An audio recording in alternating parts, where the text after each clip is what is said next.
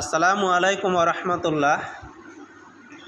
স্বাগতম সবাইকে দারুস সুন্নাহ ইসলামিয়া মাদ্রাসা এর পক্ষ থেকে। আজ আষাঢ় মাস 2025 সাল। সেই বৃষ্টি হচ্ছে, বৃষ্টির কারণে শিক্ষার্থীরা আজকে আসতে পারেনি। এই 5 জন শিক্ষার্থী এসেছে।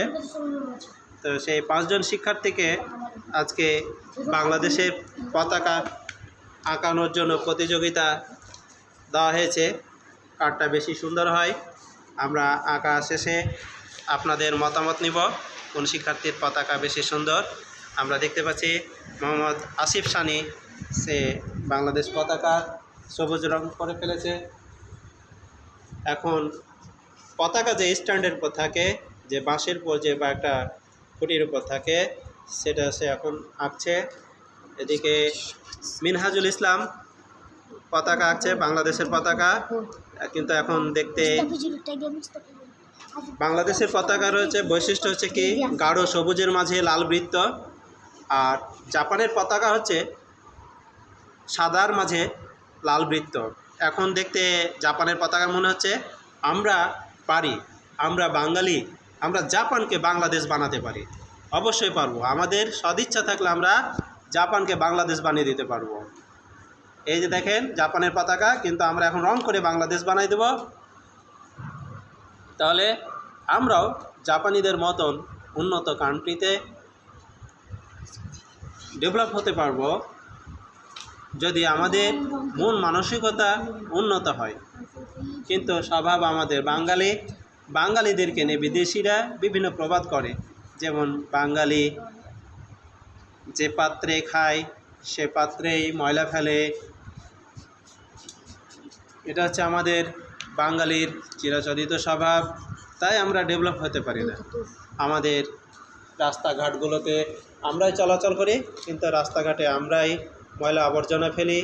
আবার বাংলাদেশের পথঘাট অনেক সুন্দর, মেঠো পথগুলো সুন্দর, পিচ ঢালা পথগুলো সুন্দর, কিন্তু সেই সুন্দর পথগুলোকে আমরা বাঙালিরাই নষ্ট করে ফেলেছি।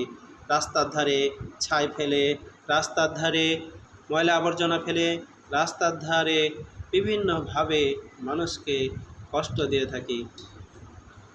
আমরা শুনেছি রাসূলের পথে কাঁটা দিত বুড়ি, কিন্তু বর্তমানে বাংলাদেশে কোটি কোটি বুড়ি বাস করছে, যারা রাস্তায় কাঁটা না হোক অন্যান্য দ্রব্য দিয়ে মানুষের চলাচলের পথকে অত্যন্ত কষ্টকর করে তুলছে। আমরা চাই বাঙালির মন মানসিকতা উন্নত হোক, বাঙালির ঐতিহ্য, বাঙালি উন্নত মন মানসিকতার পরিচয় দেখ, এটা আমরা চাই। আর একজন শিক্ষার্থী কি আঁকছে দেখি, সেও পতাকা আঁকছে, নাম হচ্ছে রাফিয়া খাতুন। আমি শিক্ষার্থীর মুখ দেখালাম না।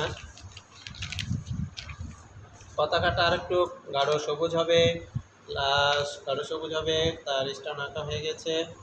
Thank you.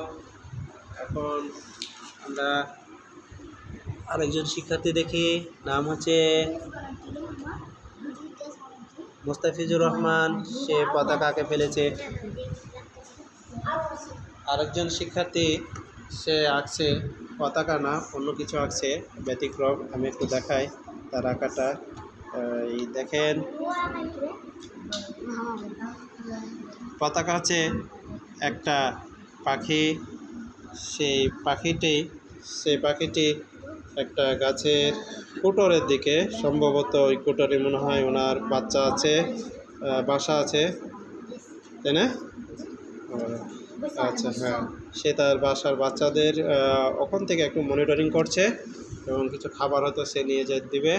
অনেক সুন্দর, আমাদের মাদ্রাসা শিক্ষার্থীদের অনেক মন মানসিকতা সুন্দর, তারাও অনেক সুন্দর সুন্দর ছবি আঁকতে পারে। সেটা আমি আজকে আপনাদেরকে দেখাচ্ছি।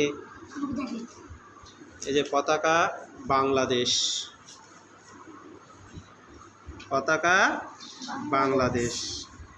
এই পতাকা অর্জন করতে গিয়ে আমাদেরকে অনেক কষ্ট করতে হয়েছে। 1971 সালে বহু রক্তের বিনিময়ে সবুজ শ্যামল বাংলাদেশে সূর্য উঠেছিল, রক্তিম সূর্য। সেই রক্ত মাখা সবুজ ভূমিতে রক্তিম সূর্য উদয়ের নিদর্শন হচ্ছে আমাদের পতাকা, সবুজ শ্যামল বাংলাদেশ। তার মাঝে রক্ত, আমরা এই রক্ত আর দেখতে চাই না। আমরা আমাদের এই স্বাধীনতা টিকিয়ে রাখতে চাই। বাংলায় একটি প্রবাদ আছে, স্বাধীনতা অর্জন করার চাইতে স্বাধীনতা রক্ষা করা কঠিন। তেমনি আমাদের দেশ স্বাধীন দেশ, কিন্তু আমরা এমনভাবে বিদেশিদের ওপর নির্ভর হতে হতে আমাদের স্বাধীনতায় আমরা ভুলে গেছি। আমরা মনে হয় পরাধীন, আমরা পরাধীন রাষ্ট্রে বসবাস করছি। আমাদের রাষ্ট্র পরাধীনতার গ্লানি থেকে কবে বের হবে সে পথ খুব দূরে নয়, কাছেই। কিন্তু আমাদের বাংলাদেশের সমস্ত মানুষের, সমস্ত জনগণকে, সমস্ত নেতাকর্মীকে, সমস্ত আমলা প্রশাসনকে একটা উন্নত রাষ্ট্র গড়ে তোলার মন মানসিকতা তৈরি করতে হবে।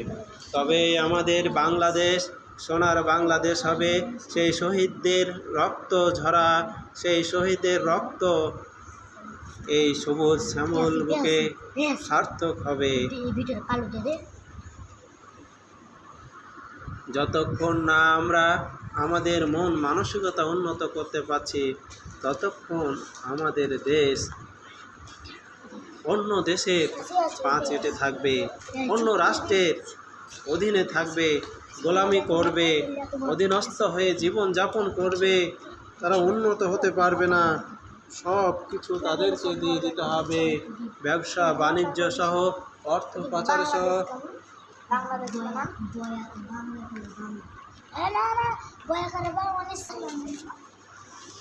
আমরা আমাদের দেশটাকে ভালোবাসি অত্যন্ত।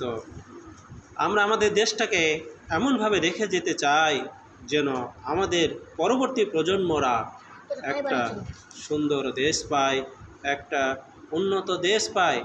তাদেরকে যেন কখনো কারো কাছে হাত না পাততে হয়।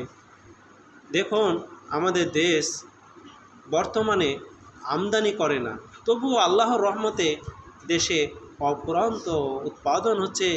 দেশের মানুষ দেশের উৎপাদিত ফসল খেয়ে শেষ করতে পারছে না। দেখুন, পেঁয়াজের ঘাটতি নাই, চাউলের ঘাটতি নাই, গমের ঘাটতি নাই, কিন্তু এটাই বিগত বছরগুলোতে শুধু ঘাটতি আর ঘাটতি দেখাইছে। আমরা চাই এই ঘাটতি মুক্ত বাংলাদেশ, আমরা চাই দুর্নীতিমুক্ত বাংলাদেশ, আমরা চাই সবুজ শ্যামল বাংলাদেশ, আমরা চাই একটি উন্নত রাষ্ট্র, আধুনিক রাষ্ট্র। সমস্ত নাগরিক সুযোগ সুবিধা নিয়ে আমাদের রাষ্ট্র গড়ে উঠবে।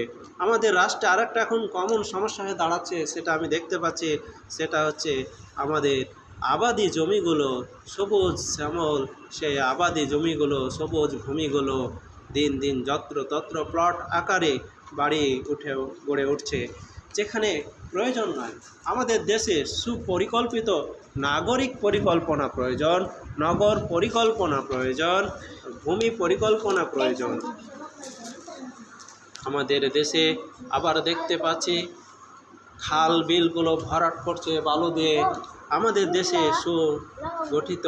সুসংগঠিত নিয়ম থাকা প্রয়োজন, যেন যত্র তত্র খালগুলো ভরাট না করতে পারে। খালগুলো হচ্ছে একটা বিশাল জলাধারের কাজ করে। এই যে ঘনবর্ষণ হচ্ছে, ঘনবর্ষণের কারণে দেশের যে জলাধারগুলো, দেশের পানিগুলো সারফেস লেভেলে যোগ হতে পারছে না। সেই কারণে আমরা আমাদের দেশের যে ভূগর্ভস্থ পানি আছে, সেই ভূগর্ভস্থ পানি অনেকটা নিচে নেমে যাচ্ছে। তাই আজকে আমি সমস্ত এই ছোট ছোট